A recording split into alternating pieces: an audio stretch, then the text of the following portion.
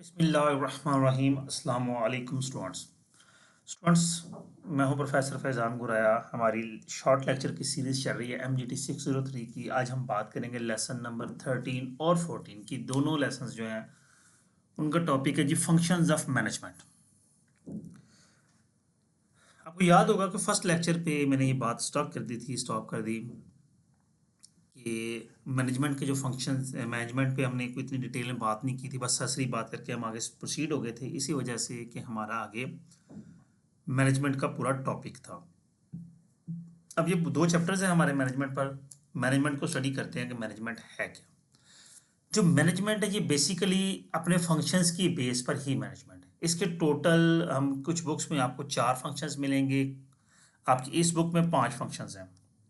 आप यहाँ पे देख सकते हैं, क्योंकि हम यहाँ पे स्ट्रेटेजिक मैनेजमेंट के हवाले से डिस्कस कर रहे हैं मैनेजमेंट को, तो फिर यहाँ पे फंक्शंस को थोड़ा सा उसने डिटेल में डिस्कस कर दिया। जो आपको रूटीन में 4 फंक्शंस मिलेंगे, वो एक प्लानिंग है, ऑर्गेनाइजिंग है, कंट्रोलिंग है, और सेंटर में ये दो हैं। इनकी जगह पे जो फंक्शन हम रूटीन में स्टडी करते हैं उसे हम कहते वो आता है जी लीडिंग। अब लीडिंग को उसने दो हिस्सों में कैटेगराइज कर दिया है, और ये हो गया leading motivating and staffing. Planning formation है, ऑर्गेनाइजिंग मोटिवेट स्टाफिंग हमारी इंप्लीमेंटेशन है, और कंट्रोलिंग जो है ये इवेलुएशन है। प्लानिंग क्या है? प्लानिंग में हम बेसिकली 5 बेसिक चीज़ों को डिस्कस करते हैं। हम फोरकास्टिंग करते हैं, फ्यूचर प्रोडिक्शंस करते हैं, ऑब्जेक्टिव्स एस्टेब्लिश करते हैं, डिवाइजिंग स्ट्रेटजीज, उनको ऑब्जेक्टिव्स को अचीव करने के लिए स्ट्रेटजीज बनाते हैं। ठीक है, शॉर्ट टर्म ऑब्जेक्टिव्स को अचीव करने के लिए पॉलिसीज बनाते हैं, और लॉन्ग टर्म गोल सेट करते हैं, उनके लिए स्ट्रेटजीज बनाते हैं। ये सारी चीज़ें हमारी प्लानिंग में आती हैं। Planning the essential bridge between the present and the future that increase likelihood of achieving desired result. Planning जो है एक ब्रिज का काम करता है आज और फ्यूचर के दरमियान, जो कि हमें हेल्प आउट करता है। अच्छी प्लानिंग होगी तो हम रिजल्ट्स को अच्छे तरीके से अचीव कर लेंगे। अगर प्लानिंग अच्छी नहीं होगी तो हम रिजल्ट्स को अचीव नहीं कर पाएंगे। Planning is the start the process by which individuals and business may turn empty dreams into achievements. यानी कि हमारे सिर्फ ड्रीम्स थे, और जब हम उनको अच्छे से प्लान कर लेते हैं तो वही ड्रीम्स हमारी अचीवमेंट्स बन जाती हैं। नेक्स्ट आएंगे, the process of planning must involve managers and employees through an organization. Planning के प्रोसेस में मैनेजर्स को और एम्प्लॉयज दोनों को इन्वॉल्व किया जाता है। ब्रेनस्टॉर्मिंग की जाती है, टास्क डिस्कस किए जाते हैं, गोल डिस्कस किए जाते हैं। ठीक है, और फिर उनके हवाले से स्ट्रेटजीज या प्लान्स या पॉलिसीज बनाई जाती हैं। The time horizon for planning decreases from 2 to 5 years of top level to less than 6 months of lower level managers. जी, 2 से 5 साल से लेकर हम लोअर लेवल 5-6 महीने, बाकी 1 मंथ के लिए भी हम प्लान करते हैं। अब मैं यहाँ पे आपको थोड़ा सा प्लान के हवाले से एक छोटी सी एग्जांपल के मुताबिक बता दूँ। अब देखिए, आपको एक सैलरीड पर्सन को मंथ के स्टार्ट पे सैलरी मिलती है। अब वो सैलरी को प्लान करता है कि मैंने इन मुझे 50,000 मिला है, 60,000 मिला है, इससे मैंने अपने आने वाले 30 दिन कैसे गुजारने हैं। मैंने दूध के लिए कितने पैसे रखने हैं, बच्चों की फीस है, घर का जो ग्रॉसरी है, उसके बाद कहीं आना जाना है, फंक्शन आ सकता है, तो इन सब के लिए वो बजटिंग करता है। ठीक है, उन पैसों को डिवाइड करता है। तो वो बजटिंग भी बेसिकली प्लान का हिस्सा है। ठीक है, आपने कहीं आउट ऑफ सिटी जाना है, तो आउट ऑफ सिटी जाने के लिए आपका गोल है कि अपने फलां टाइम पे कोई फंक्शन आ गया है तो आपने वहाँ पहुँचना है। तो उसके लिए आप प्लान करते हैं कि कोई शॉपिंग वगैरह करनी है, हमने किस तरह से जाना है, गाड़ी अपनी लेनी है, लोकल कन्वेंस पे जाना है। ठीक है, किस टाइम निकलना है, कितना वक्त हमें रास्ते में लगना है, इन सब चीज़ों को हम प्लान करते हैं। ये सारा कुछ हमारा क्या आ जाता है, ये प्लानिंग आ जाती है। आगे आता है an organization develop energy through planning. Synergy क्या होता है? Exist when everyone pulls together as a team that knows what it wants to achieve. Synergy basically एक एनर्जी की टाइप कह लें कि जो डेवलप होती है थ्रू प्लान्स। लोगों 2-4 लोगों ने जब मिलकर काम करना है तो उनके दरमियान डेवलप की जाती है कि भाई हमें ये काम करना है, इस चीज़ को अचीव करना है। आगे आते हैं जी, Planning allows a firm to adopt changing market and thus shape its own destiny. Planning जो है अलाउ करती है फर्म को कि वो अपनी डेस्टिनी खुद डिज़ाइन करे, ठीक है, शेप करे. Strategy management can B view a formal planning process that allows organization to pursue proactive rather than reactive strategies. ठीक है जी. प्रोएक्टिव स्ट्रेटजीज, रिएक्टिव स्ट्रेटजीज क्या होती है? कोई मामला अकर हो गया तो उसके लिए स्ट्रेटजी होगी वो रिएक्टिव होगी, और वो हमें पता है कि ये इशू अकर होता है, हम उसके लिए पहले से अपने आप को तैयार कर लेते हैं, वो प्रोएक्टिव कहलाता है. आगे नेक्स्ट हमारा टॉपिक आ जाते हैं ऑर्गेनाइजिंग. हमने प्लान कर लिया, अब हम उस प्लान के लिए रिसोर्सेज इकट्ठे करने लगे. Organization design, job specification, job description, job specialization, span of control, unity of command, coordination, job design, job analysis, ये सारी चीज़ें हम रिसोर्सेज इकट्ठे करने, ह्यूमन रिसोर्स, फाइनेंशियल रिसोर्स, वो हम ऑर्गेनाइजिंग में इकट्ठे करते हैं. The purpose of organizing is to achieve coordinated effort by defining task and authority relationship. Organizing means determining who does what and who report to whom. कौन क्या करेगा और कौन किसको रिपोर्ट करेगा, ये बेसिकली एक्चुअली ऑर्गेनाइजिंग की डेफिनेशन आप कह सकते हैं. Organizing function of management can be viewed as consisting 3 sequential activities. लेकिन जी इसकी 3 एक्टिविटीज होती हैं. पहली है जी breaking task down into jobs. जो टास्क होते हैं हम उनको जॉब्स में कन्वर्ट करते हैं, जिसका कॉल्ड वर्क स्पेशलाइजेशन. फिर उनको डिपार्टमेंट वाइज कंबाइन करते हैं, इसको डिपार्टमेंटाइजेशन कहते हैं. और फिर डेलीगेटिंग अथॉरिटी, और जो ओवरऑल अथॉरिटी है उसको डेलीगेट करते हैं मुख्तलिफ मैनेजर्स के दरमियान, मुख्तलिफ एम्प्लॉयज़ के दरमियान, कि तुम्हारे पास ये अथॉरिटी है, तुमने ये काम करना है, तुम्हारे पास ये अथॉरिटी है, तुमने ये काम करना है. The most common form of departmentalization are functional, divisional, strategic, business unit and matrix. खैर आगे प्रोसीड करेंगे जी. हम आगे मोटिवेटिंग पर. Motivating can be defined as the process of influencing people to accomplish specific objectives. Motivating क्या है?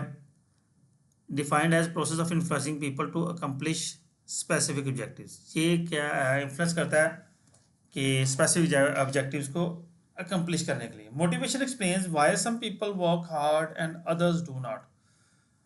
Motivating explain करती है किस तरह लोग work hard करते हैं और कुछ लोग नहीं कर पाते. मोटिवेटिंग में आता है leadership, communication, work groups, job enrichment, job satisfaction. ये जी मोटिवेटिंग आ गया. ये आप इसको HRM से कंपेयर कर सकते हैं, ठीक है. इसके अंदर लीडरशिप है, कम्युनिकेशन है, मोस्टली वर्क ग्रुप्स हैं. हम जॉब एनरिचमेंट है. अब जॉब एनरिचमेंट, जॉब सेटिस्फेक्शन, ये पीछे भी हम पढ़ के हैं. मैं थोड़ा सा पीछे खैर एक्सप्लेन नहीं मैंने किया, मैं वो भी ज़रा कर दूँ. ऊपर आते हैं. ये देखिए यहाँ पे हम बात कर ओवरऑल ऑर्गेनाइजेशन को हम डिज़ाइन करते हैं कि ऑर्गेनाइजेशन क्या है. जॉब स्पेशलाइजेशन क्या होता है कि कौन सा बंदा क्या काम करेगा. अब उस काम में डिस्क्रिप्शन होती है कि उस काम जो उसको टास्क दे, जो उसकी जॉब डिज़ाइन कर दी गई है, स्पेशलाइज कर दिया गया है, इसमें उसने क्या क्या काम करना है, ये डिस्क्रिप्शन आ जाती है, ये जॉब स्पेसिफिकेशन आ जाती है, ठीक है. या इसको आप इस तरह कह सकते हैं जॉब डिस्क्रिप्शन में कि ये इस लेवल का बंदा इस जॉब पे सूटेबल है, इतनी उसकी क्वालिफिकेशन होनी चाहिए, बीकॉम होनी चाहिए, MBA होनी चाहिए, BBA होनी चाहिए, व्हाट्सएवर. और फिर उसके काम डिज़ाइन कर दिए जाते हैं. This is called job specification. Specify कर दिया जाता है कि ये जॉब है और ये काम इसके अंदर करने हैं. स्पैन ऑफ कंट्रोल होता है कौन किस बंदे को जवाब देगा. यूनिटी ऑफ कमांड जो है ये भी तकरीबन सेम ही आ जाता है कि कौन आपको ऑर्डर कर सकता है. कोऑर्डिनेशन, ठीक है. फिर जॉब डिज़ाइन है, जॉब एनालिसिस. अब ये चीज़ें उसके से मिलती जुलती हो जाती हैं. अब आते हैं मोटिवेशन पे. मोटिवेशन में एक टर्म आ गई जॉब एनरिचमेंट. जॉब एनरिचमेंट होता है कि कौन सा बंदा किस जॉब के लिए फिट है और उसको किस जगह पे हमें दोबारा से शिफ्ट करना है, किस और जगह जॉब में वो फिट हो सकता है. ये जॉब एनरिचमेंट कहलाता है. वर्क ग्रुप होते हैं, ग्रुप्स बनाए जाते हैं, टीम्स बनाए जाते हैं, जिन्होंने काम करना होता है उनको वर्क ग्रुप्स कहते हैं. किसी पर्टिकुलर काम के लिए एक पर्टिकुलर टीम या ग्रुप बना दी जाए तो उसे वर्क ग्रुप कहा जाता है. नीड फुलफिल आ गया, ऑर्गेनाइजेशनल चेंज आ गया. ऑर्गेनाइजेशनल चेंज तो सिंपल सी बात है, चेंज एक वाह चीज़ है, खुद चेंज नहीं होता लेकिन वो हर चीज़ को चेंज कर देता है. ले जी आते हैं नीचे जी. When managers and employees of firms strive to achieve high level of productivity, this indicates that the firm strategists are good leaders. जी researchers suggest अच्छा मैनेजर्स जो हैं, एम्प्लॉयज़ जो हैं, वो हाई लेवल प्रोडक्टिविटी अचीव करने के लिए कर, ठीक है, क्या करेंगे? This indicate the firm strategies are good leaders, जो फर्म के स्ट्रेटजिस्ट होते हैं एक अच्छे लीडर्स हैं। Good leader establish report with subordinates, वो सबॉर्डिनेट के साथ मिलके काम करते हैं, उन्हें गाइड करते हैं, उन्हें मोटिवेट करते हैं और फिर काम को परफॉर्म करते हैं। क्यों? क्योंकि मैनेजर्स एम्प्लॉयज ने ही हाई लेवल प्रोडक्टिविटी अचीव करनी है, ये लीडर्स जानते हैं। Research suggest that democratic behaviour on the part of leader result in more positive attitude towards change. क्या रिसर्च ये बताती है कि जो डेमोक्रेटिक बिहेवियर है लीडर्स का, यानी कि मिलजुल के काम करने का, ये एक पॉजिटिव एटीट्यूड है और ये अच्छी प्रोडक्टिव देता है as compare to autocratic behaviour. Autocratic और डेमोक्रेटिक थोड़ा सा बता दूं। डेमोक्रेटिक जैसे डेमोग्राफिक होता है, डेमोक्रेसी होती है कि मिलजुल के काम करना, ठीक है, हर बंदा हर सवाल कर सकता है, ठीक है, हर बंदा दूसरे को जवाब दे है। ऑटोक्रेटिक में ये होता है, इसको आप कह सकते हैं वो डिक्टेटरशिप के ज़ुमरे में ले सकते हैं कि जब आपको ऑर्डर आ गया है, काम आपने करना है, आपने बस ऊपर रिपोर्ट करना है, ठीक है, ऊपर वाला जो आपका सीनियर है वो आपके किसी काम में हेल्प नहीं करता।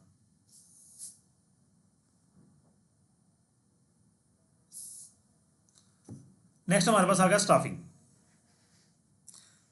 स्टाफिंग पर्सनल मैनेजमेंट है, ह्यूमन रिसोर्स मैनेजमेंट है। The manager function of staffing also called personal management or human resource management include activities such as recruiting, interviewing, testing, selecting, orienting, training, developing, caring, evaluating, regarding, discipline। यानी कि staff के हवाले से जो जो काम भी है, स्टाफ को हायर करना है, स्टाफ की सैलरी फिक्स करनी है, उसको ट्रेन करना है, उसको वेलकम करना है, उसकी वर्किंग को एवेलुएट करना है, उसको डिसिप्लिन वगैरह डिज़ाइन करना है, उसको मोटिवेट करना है, वह ये सारी चीज़ें स्टाफिंग में आती हैं। सैलरीज और वेजेस क्या होंगी, उनके बेनिफिट्स क्या होंगे, इंटरव्यू किस तरह होंगे, हायरिंग कैसे होगी, किसी को फायर करना है क्या तरीकाकार होगा, ट्रेनिंग किस तरह से होगी, उनकी स्किल्स को डेवलप करना है तो वो तरीकाकार क्या होगा, and so on, labour relations, career development, discipline procedure, ये सारी चीज़ें हमारी स्टाफिंग में आती हैं। Staffing activities play a major role in strategic implementation effort. अच्छा खैर, हम ये सारी बातें तो कर चुके थे डिटेल में, आगे चलेंगे। कंट्रोलिंग है जी हमारे पास। कंट्रोलिंग हमने पीछे पढ़ा था, ये इवेल्युएटिंग के लिए होता है। हम क्वालिटी कंट्रोल कर रहे हैं, हम फाइनेंशियल कंट्रोल, पैसे को कंट्रोल कर रहे हैं, पैसे को चेक कर रहे हैं कहाँ कहाँ लगा, कितना लगा, क्यों लगा, ठीक है। हम सेल्स को कंट्रोल कर रहे हैं, सेल्स में कमी आ रही है, क्यों आ रही है, सेल्स में किस तरह से इजाफा हो सकता है, हम इन्वेंट्री को कंट्रोल कर रहे हैं, हम एक्सपेंसिस को कंट्रोल कर रहे हैं, हम मुख्तलिफ़ किस्म के वेरियंसेस जो तब्दीलियाँ आ रही हैं, जो कमी बेशी हो रही है रियल और एक्चुअल में और एक्सपेक्टेड में, उन एनालिसिस, उन वेरियंसेस का एनालिसिस कर रहे हैं, हम रिवार्ड्स देख रहे हैं। ये सारी चीज़ें जी हमारी कंट्रोलिंग का हिस्सा है, ठीक है।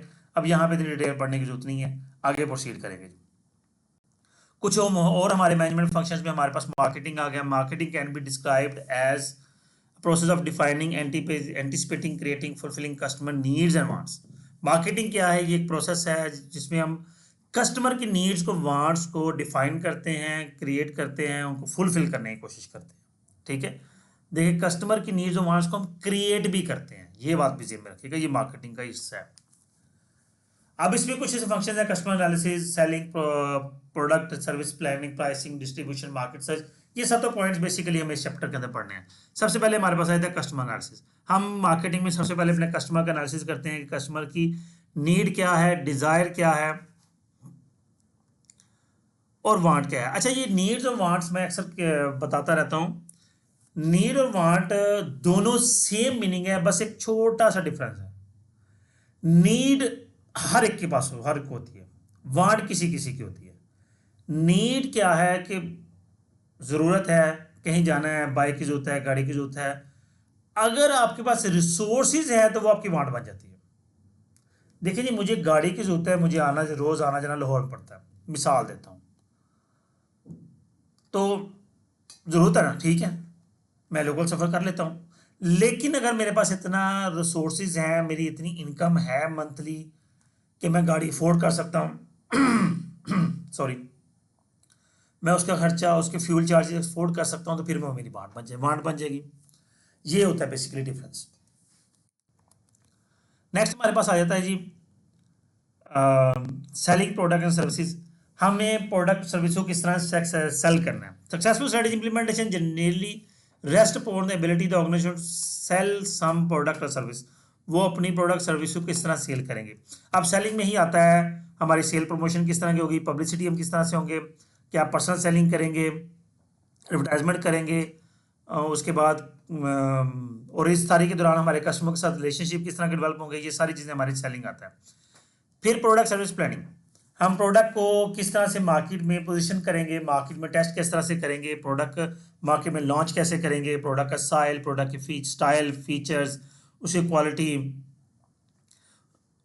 ये सारी चीज़ें प्रोडक्ट सर्विस प्लानिंग में आ जाता है। फिर हमारे पास आता है प्राइसिंग, अब हमें ये देखना है कि हमें प्राइस किस तरह से सेट करनी है।